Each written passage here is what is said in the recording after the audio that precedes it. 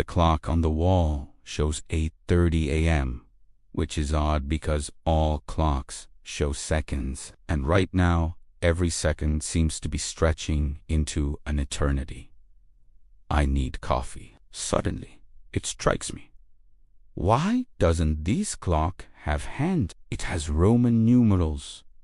But where are the hands? I walk over to the clock and touch the glass case. The glass is cold, and there's a strange humming sound coming from behind it. I look at the clock face. What is this design in the middle? It looks like an hourglass, but it doesn't make sense. There's no sand or beads in there, just this metallic liquid. It looks so mesmerizing. I want to reach inside and feel its silky texture between my fingers. I can feel myself getting lost in its movement, paralyzed by its hypnotic rhythm. I shake my head, trying to focus on something else. Anything else, but I can't take my eyes off the clock. What if it's not an hourglass? What if it's something else? Something more? Then I notice the inscription below. The brevity of life. I think it's referring to the hourglass, but what does it mean? How is this metallic liquid connected to the length of my life? Then I see another clock with Roman numerals. But this one does have hands. The long hand points to 4, almost as if counting the hours until something happens. The other hand points to 2. It must mean 2 o'clock. This means that in 6 hours it will be 8 o'clock. That's when the long hand will point to the 8. But why? Why do they correspond to the numbers? Maybe it's not about time. Maybe it's about something else. I need to figure this out. I search for clues, anything that can help me understand, and then I find a book lying around. On the cover it says, Timekeeper. I open it and start reading. It talks about a mystical clock that grants wishes, but I don't remember asking for any wishes. Could this be the same clock? The stories describe the clock showing not hours, days, months, or years, but something far more precious, something far more valuable, something that I never thought about before. It shows the time you have left to live. Is that what this clock is showing me? My heart starts pounding in my chest. I can feel my pulse quickening, echoing the metallic beat of the clock. Fear grips me. I can feel its icy fingers tightening around my heart, squeezing the breath out of my lungs. How much time do I have left? Will it be enough? I flip through the pages, desperately searching for answers. Anything that can explain this metallic liquid. Suddenly, a drawing catches my eye. It's the same clock, but now it's surrounded by symbols representing time, love, health, money, power. These symbols are connected to the clock by thin lines, forming a complex web of associations. I realize that each symbol isn't just an icon. It's a reminder of the precious resources that define our lives. I'm not just looking at a clock, I'm looking at a mirror reflecting the fleeting nature of existence. As I continue flipping through the book, I come across a story about someone who discovered the secret of the clock. It says that each drop of the liquid represents a single minute of life. This realization hits me like a tidal wave, threatening to drown me in its force. I stumble back, clutching at the edge of the table for support. My mind is struggling to comprehend the magnitude of this revelation. If each drop signifies a minute, then how much time do I have left? I frantically scan the room for the clock, my gaze locking on to the metallic liquid. Each drop seems to mock me, a silent countdown to an inevitable end. Panic surges through me, a wild, untamed beast clawing at my insides, urging me to flee, to escape the confines of this room, to break free from the shackles of time.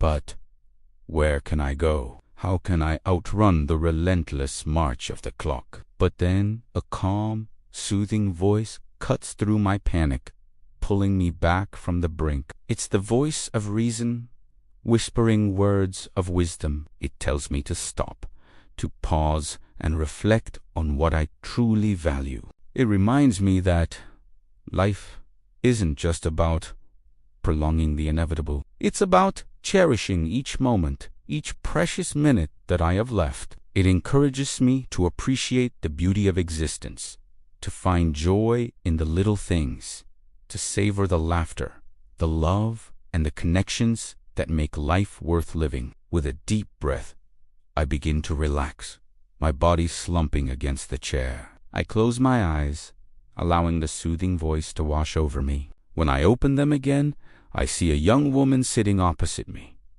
She has kind eyes and a gentle smile. Her presence is like a balm to my frayed nerves, calming the storm within me. She speaks, her voice soft yet reassuring. She tells me that she's been watching me, sensing my turmoil, and has come to help. She says that the clock I've seen is a rare and ancient artifact known as the chronarium, a device capable of measuring the very essence of time. She explains that it doesn't merely display the seconds ticking by, but instead showcases the precious minutes remaining in one's life. The realization strikes me with the force of a thunderbolt. Each drop of the metallic liquid represents a single minute of my life.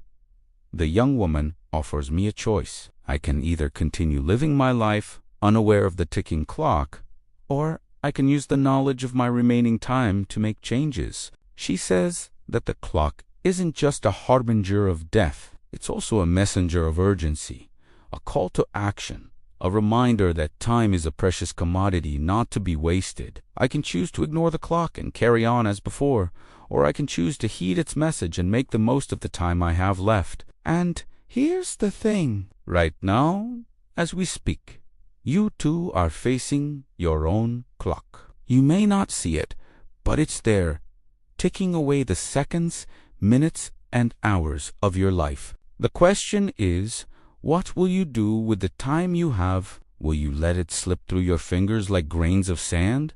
Or will you grab hold of it, squeeze it tight, and make it count? The choice, my friend, is yours. Are you ready to make the most of the time you have left? I look back at the clock, but now I see it differently.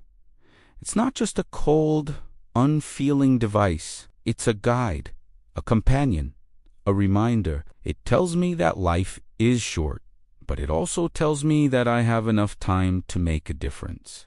The metallic liquid flows, each drop a testament to the preciousness of time. It's up to me to decide how I will spend the remaining drops. Will I waste them, or will I treasure them? So here's what I'll do.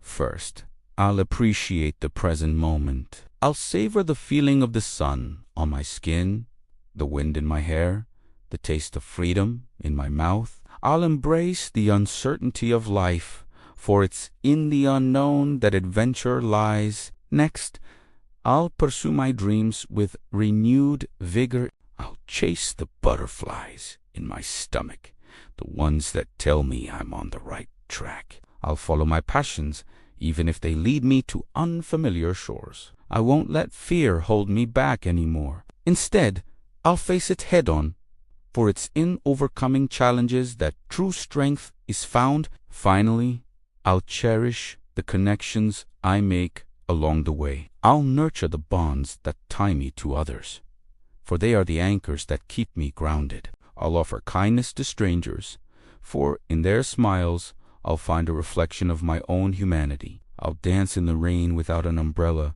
sing at the top of my lungs, and laugh until my sides ache. I'll live each day as if it were my last, for who knows what wonders tomorrow may bring. And when my time on earth is done, I'll face it with grace and dignity, knowing that I lived a life that was truly mine.